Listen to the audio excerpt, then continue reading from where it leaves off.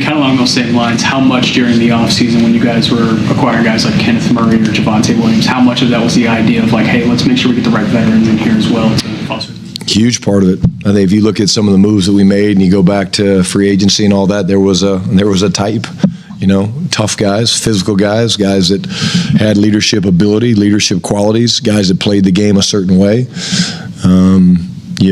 And then you see us making moves for guys that do that as well. There's a type, and certainly with football teams, you're going to have all types of personalities, but there's a personality type in terms of the traits that you're looking for in terms of how they approach the team, how they approach the locker room, how they approach practice that we're certainly searching for. Tommy Yarsh, DallasCowboys.com. We talked a little bit yesterday about how you guys are excited to move on to Kansas City. How much reflection were you able to do today on some of the first half stuff that you mentioned you didn't like, or is it just kind of a quicker process, wash it out so you can move on with a short week? Yeah, that's a good question, Tommy. It's faster than normal. I mean, that's the truth, because you have to move on. You watch a game, and then you live the game, and then you watch the game, and you have a few conversations about it. But really, by 7 a.m. this morning, we were on to Kansas City because we had to get the first, second down plan done by noon. When the players walked in the door, we let them, sleep in a little bit, get a little extra sleep. But,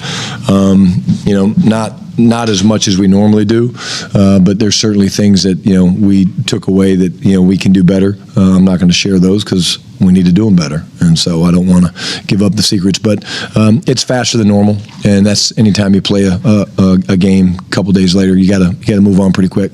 You mentioned the veterans pouring into the younger guys. Do you see any tandems or something like that where younger guys noticeably kind of soaking up everything that one of your veteran players has to say and kind of how that's paying off? Excuse me. I'm trying to think. It's different with everybody, I think. Early on it was, I think Clowney with Ezeraku. Now I think Donovan's doing a great job. He's leading people, and I've kind of challenged Book and Easy that I said, hey, this team wants and needs your leadership. You guys were brought here. You guys have those type of leadership traits. You're not rookies anymore. They've earned the respect of the veterans. They've earned the respect of the coaching staff. They've earned my respect, and it was great after the game because Book was obviously everybody was excited, but he loves that matchup. He loves going against Jalen Carter, and but we're trying to bring it out of all those guys, and sometimes the rookies need just a little bit of persuasion. Like, come on, now you can lead, and they both have done that over the past couple weeks. Joe White, Dallas Morning News. DeMar Van Overshown had 2 significant injuries early on in his career, but seeing his positivity and perspective never wavered. How rare is that? Incredibly rare.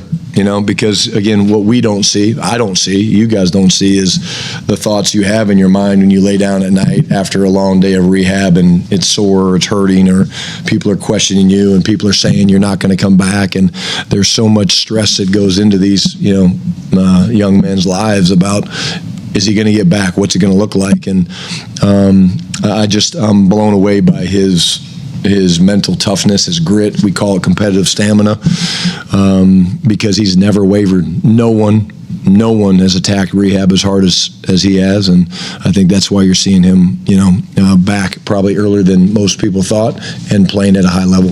With that in mind, and just knowing the injuries he's had and what the talent he showed, just how much do you want success for him in sustained health?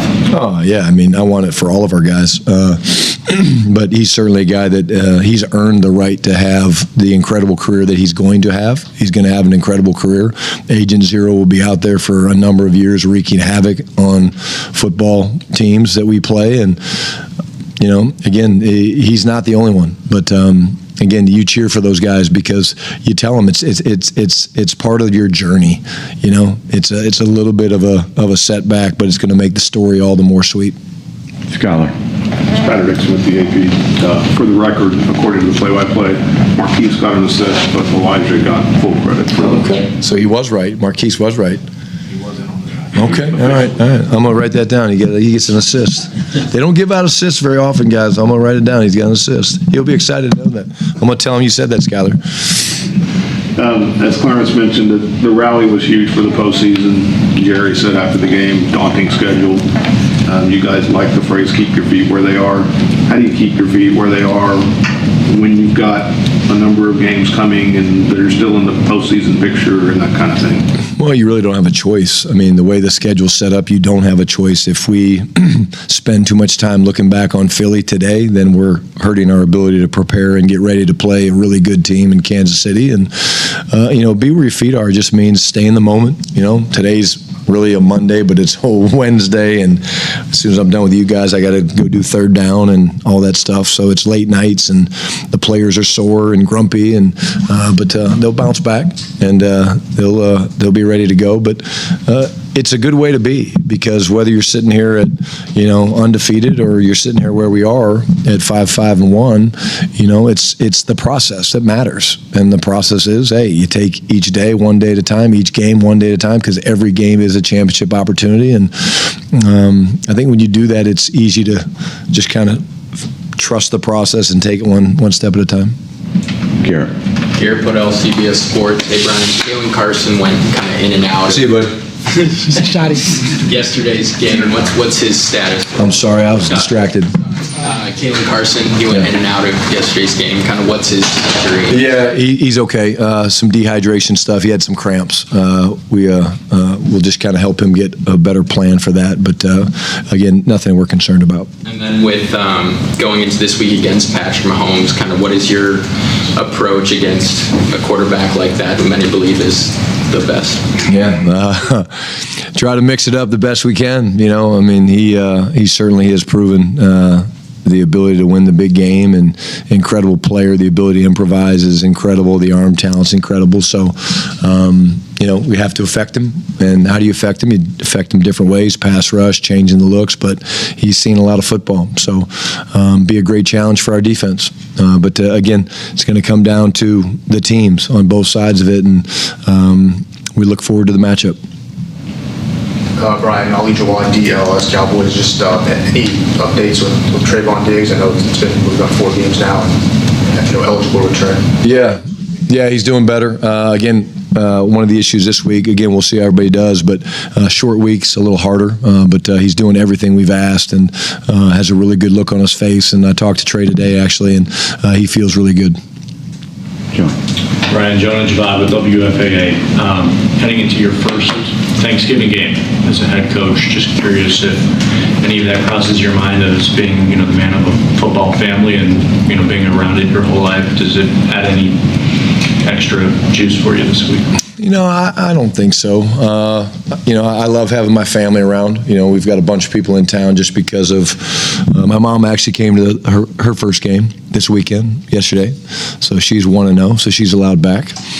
Although I was going to get her out of here. I'm so blessed. I really am. Just, to have the family that I have and the people that support me, to be in charge of this incredible group of young men. I'm as thankful as anybody on the planet, man. I really am. And, it's just one of those situations that, you take time to, count your blessings. And again, it starts for me with my faith, and then my family, and then certainly this football team. And again, I'll remember, last night's game for a while, just because, again, it was very, it was very big step for us to do what we were able to do in that second half. Piggyback on that, you're kind of approaching 1 year as an NFL head coach. What have you learned about yourself since you've taken that role? Oh, man, you should have asked that question at the beginning of the press conference, because there's been a lot of things. I think the number one thing I would say is that I believe, and I say this humbly, I was ready for this opportunity. Why?